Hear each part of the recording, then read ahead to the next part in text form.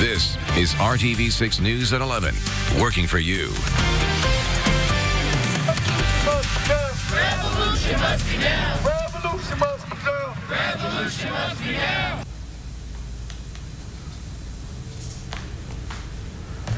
A dark time for Indianapolis is putting the city in the spotlight. 3 separate deadly police incidents in a span of around 7 hours are attracting national headlines and protests in the streets. Good evening to you at 11 o'clock. I'm Mark Mullins. And I'm Amanda Starantino. Those demonstrations have been happening almost nonstop since the first deadly incident. IMPD says a man exchanged gunfire with an officer and was killed around 6:15 Wednesday evening on the northwest side. RTV6's Cameron Reid talked to activists who say their fight is about more than one day. More than 24 hours after witnessing the death of an Indianapolis man on Facebook Live, residents of Indianapolis are still protesting, making their voices heard tonight after an entire day of marching through the city streets. Today was a sign of unity. We was able to put the word unity back in the community. It was a great thing to see.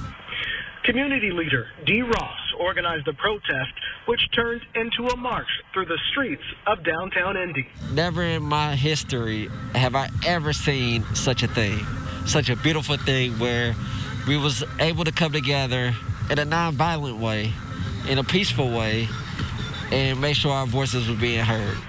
Ross has become close with the family of Reid, the 21-year-old man shot and killed by police. Ross says the family asked him to organize a rally to make sure what the world watched live on the internet does not get forgotten or go unpunished. But I know that they want justice. They do want the officer to be fired, and they want him convicted of murder. Ross says the demand for accountability is the reason protesters are still marching at the scene nearly 12 hours after the protest began Thursday at noon. No one's above the law, and I think we need to show that right now. In Indianapolis, Cameron Reid, RTV6. Reid's father joined the calls for justice and peace at today's demonstration downtown. I'm never going to recover from this. You know, this is just something that I probably never recover from. Jamie Reid says that he watched some of the video his son live streamed, but it's too painful to watch it all. He wants someone to be held accountable for his son's death. Reid also hopes the shooting leads to systemic changes. By us rallying and coming together, it should help some, but it never helps, you know, at the end of the day, because it still goes back to the same. Now we're going to be talking about somebody else 2 months from now, you know, got gunned down by the officers.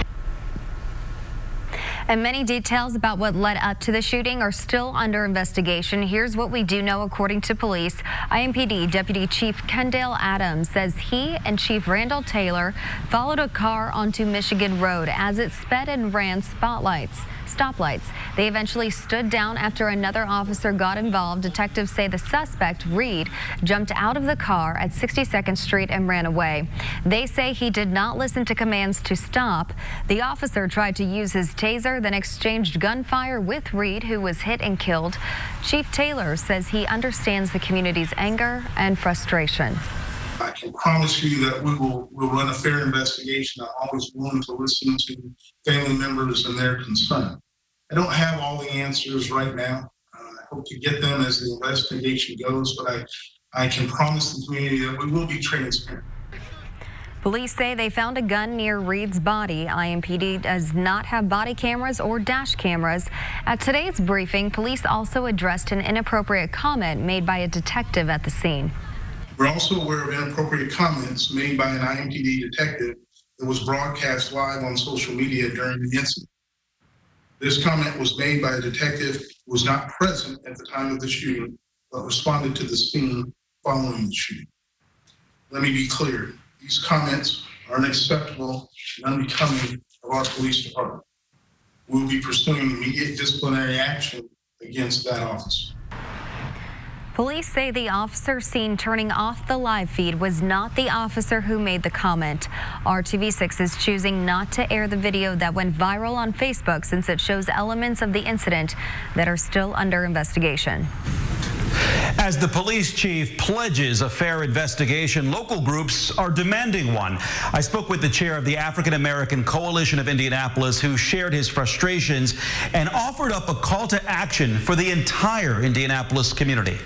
There's a range of emotions and a range of feelings associated with it, and there are a lot of questions about exactly what did happen. Willis Bright is the chairman of the African-American Coalition of Indianapolis, a collaborative group of civic, social, professional, and service organizations focusing on educating and engaging Indy's black community in the political process. In a statement, the AACI expresses sorrow and grief over the police action shooting death of Deshaun Reid, but also calls for a deeper, transparent investigation into the events leading up to the deadly confrontation. An investigation involving more than just IMPD. Whether it's the state police, whether it's the FBI involved, and a multi-agency investigation, we think that would give a great deal more confidence to many in the community.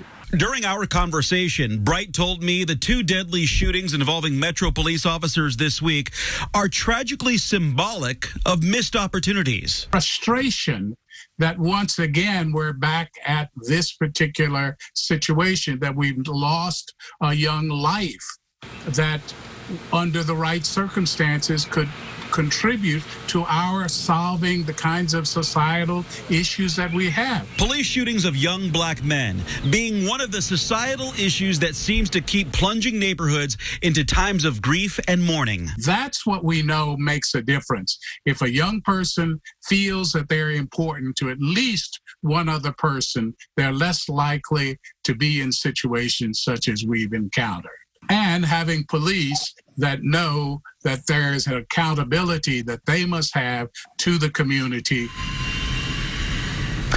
The African-American Coalition of Indianapolis says it is continuing to push for more civilians to serve on the Use of Force Board so they can review and give input on incidents like we've seen over the last 36 hours.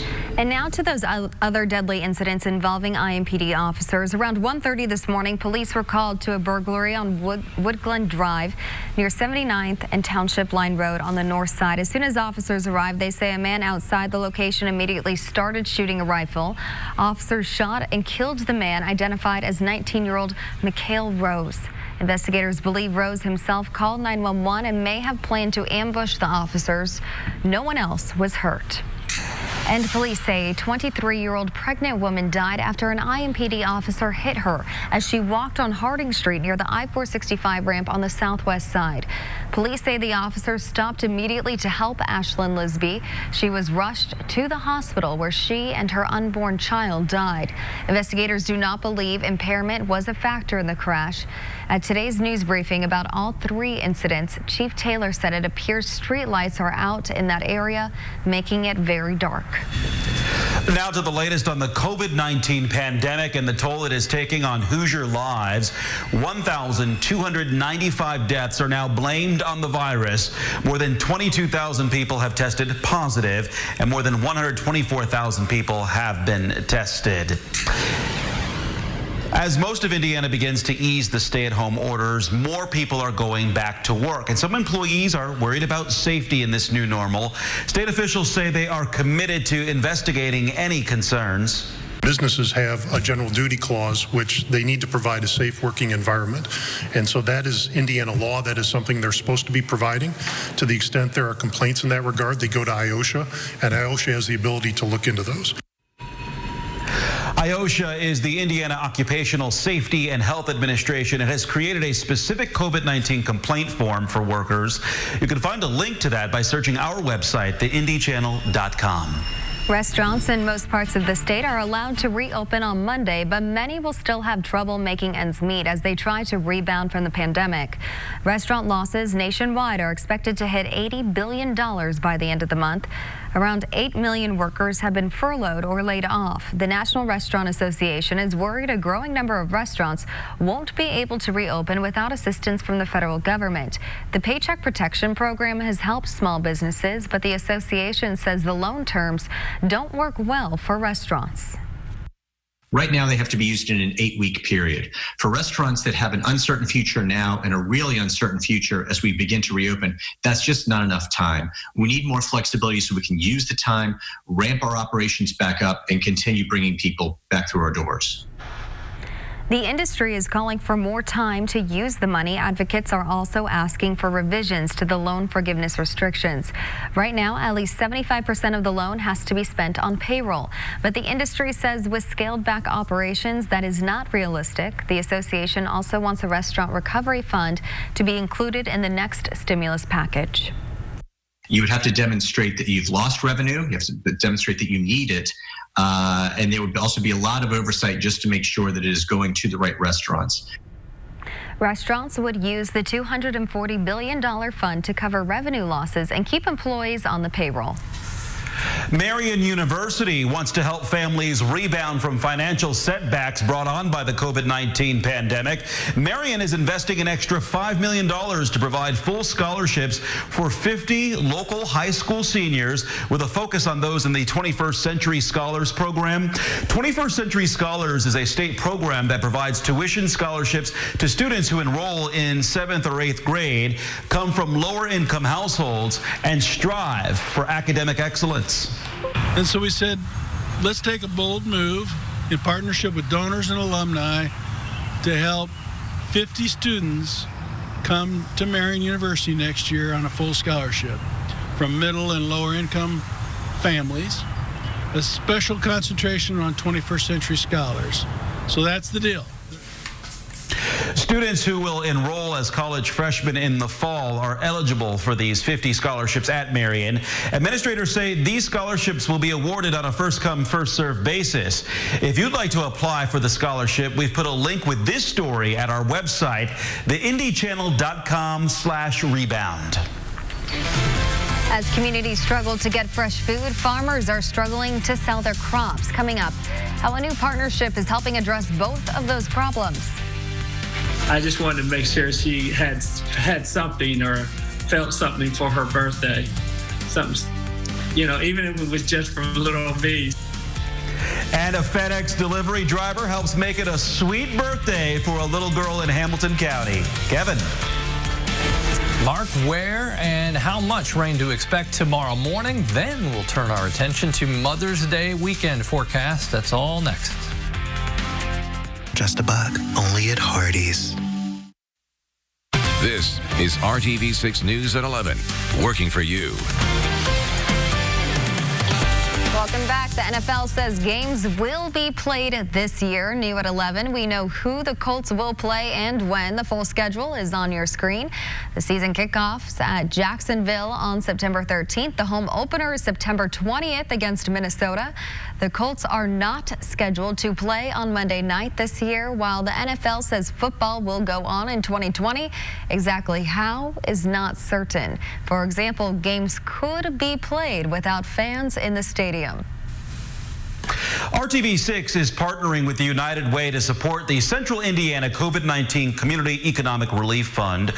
Well, tonight, our Nicole Griffin is showing you how the money is helping a program that provides fresh produce to families while also helping farmers during these challenging times. The pandemic is impacting the ability for Lawrence Community Gardens to get the food they are producing to the community. But tonight we're finding out through a partnership with Kepra Institute, they are still finding a way to serve those in need. We grow food specifically for the pantries and for our neighbors directly. On more than 7 acres off 46th Street, just east of Post Road, is Lawrence Community Gardens. We have employed our youth with weekly stipends to give them something to do since they're out of school, and also help keep the youth crime rate down. The food they grow here is typically sold at the Far East Side Farmers Market. Due to the pandemic, it's still closed, but the fresh produce is not going to waste. We pretty much from March to April, we tripled.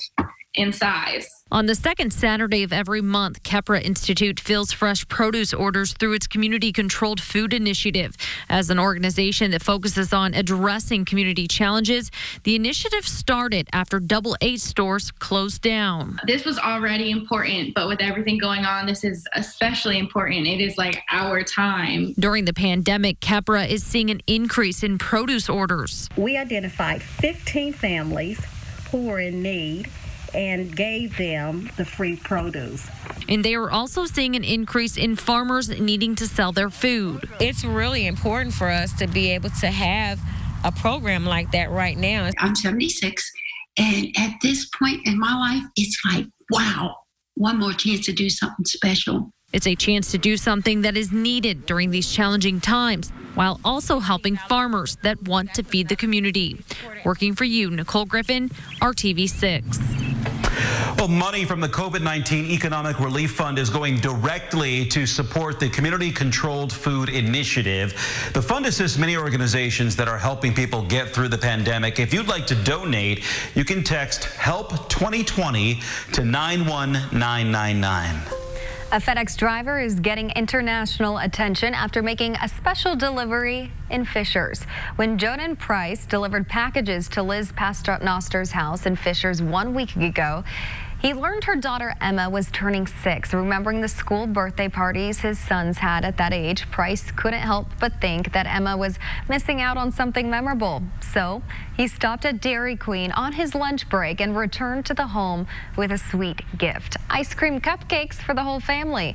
Joden hopes his gesture shows that anyone can make a difference. Everybody's going through a lot of different things. Just try to be patient, try to be kind to people. If you see something, don't ask for it to be done. Just do it, out of your own kindness. We want to send a special thank you to Mr. Price for everything that he did to help make Emma's birthday so special. He really is an angel of kindness, and we are so honored to now have him as a part of our lives. And Liz was so touched by the gesture, she tweeted about the story with pictures. Joden's son saw the message and showed his dad. It has been shared hundreds of thousands of times. Kevin, I even saw this floating around on social media and just thought, oh, this is such a sweet story, and didn't even realize it was from Fishers. So it's very cool that it happened in our backyard too. So happy birthday, Emma, and way to go, Joden. Quite a delivery, right? And that was on World News tonight with David Muir, so the whole country got to share in that. We'll all get to share in temperatures in the 20s, whether you want to or not. Looks like Saturday morning. That's the headline. Our record temperature 29, 1947. Hopefully you had a chance to see the nearly full moon last night and the full moon tonight. I realize clouds may be some competition, but sometimes the clouds make it a little more interesting to see a little peekaboo with the moon. What you're seeing around the metro area, no rain showing up now, just cloud cover with some breaks in there. The rain is back west of the Mississippi. It's moving to the east, not expecting heavy rain. When you get south of Indianapolis, it will be steadier rain with a little more in the way of rainfall amounts expected. There's our probability of rain in the morning. Very high in the morning, then it drops off in the afternoon. Will dry out. That's the good news. 7 a.m. Scattered showers from central into southern portions of the state. You'll see a little heavier rain. Sullivan, Bloomington to just south of Indy toward Richmond mid-morning. 1 o'clock in the afternoon, shifting south and east, having an impact on I-65 from Seymour down to Louisville and from Greensburg toward Cincinnati. When the rain pulls away, the sky begins to clear. That's step one toward temperatures in the 20s. The wind will need to calm down as well. We'll have some gusts tomorrow afternoon that'll be strong. Temperatures in the 50s, falling into the 30s this time tomorrow night. Rainfall amounts could reach a ½ an inch from Bloomington and Columbus south. Otherwise, from Indy north, not expecting much at all. Around Interstate 70, 1/10 of an inch to maybe 2/10 of an inch. There's the wind that's strong in the afternoon, but calms down tomorrow night into Saturday morning. Clear sky, light wind equals near record temperatures in the upper 20s. Sunshine to the rescue, though, during the day on Saturday, 55 for the high.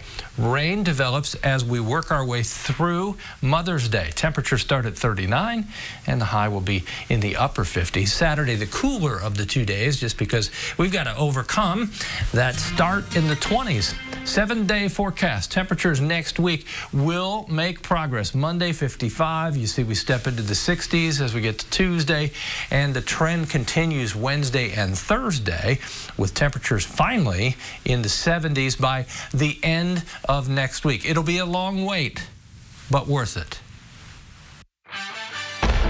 I'm Dave First with another RTV6 Senior Salute honoring the outgoing spring sport athletes. Tonight we head to Decatur Central, meet Kenzie Smith, a 3-sport athlete and likely a Miss Softball candidate this spring. Helped the Hawks win the 2018 state title, a 4.4 GPA, top 5 in her class, up for the Marian County Female Athlete of the Year. She plans on playing softball at UIndy next season. Good luck, Kenzie. I'm Dave First with another RTV6 Senior Salute. Working together, working for you. This is RTV6 News at 11, working for you. A pizza place on the north side of Indianapolis has been able to stay open through the stay-at-home order. RTV6's Brad Brown found the restaurant is feeding the community in more ways than one. Tucked under its red and white awning, nestled in Indy's Meridian Kessler neighborhood, Burns Grilled Pizza has turned this cozy little spot into a pizza paradise. You know, I know a lot of people have had it really rough, but I'm just thankful that I've got to be a part of it, been able to contribute to some degree, both in people having jobs, being able to feed people. The restaurant on North Illinois Street recently added its quaint Rhino Bar. Those seats will have to wait, but people have turned out for the past several weeks to get their pizza fix to go. I guess I'm most surprised at the amount of customers that we've got right in the neighborhood here that all of a sudden adapted to calling in and just bringing the orders home. We started working on online ordering back in early March, and clearly by the second week of March, we needed to press on with that pretty quick. Many know the Burns name from their mobile kitchen. It's a staple at local farmers markets. Now, Ken and his team are using that unit to give back to the community. I think we ended up deciding that, you know what, we need to do something too. And I've got a number of people that I know that work at the different food banks, and bottom line is they got closed. Customers can help out through the Get One, Donate One option on the Burns website. Those contributions of fresh meals are being distributed throughout the city.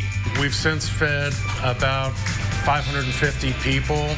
We've had people donate 20 pizzas, and we in turn donate 20 more, and we've had people that donate 1 pizza, and we donate 1 bag. But again, I think what I'm finding out of it is I don't want to stop that once we go back to regular business. We're going to keep on doing that. If you'd like to get in on the Give One, Donate One program, you can find a link on the Burns Pizza website. It's just $20 to get started. They also have take-home pizza kits available. It includes crust, sauce, toppings. All you have to do is fire up your grill to make it happen. Ken's looking forward to having customers back on his patio very soon. And you can find the Burns Pizza mobile unit at the Broad Ripple Farmers Market on Saturdays. Working for you, Brad Brown, RTV6.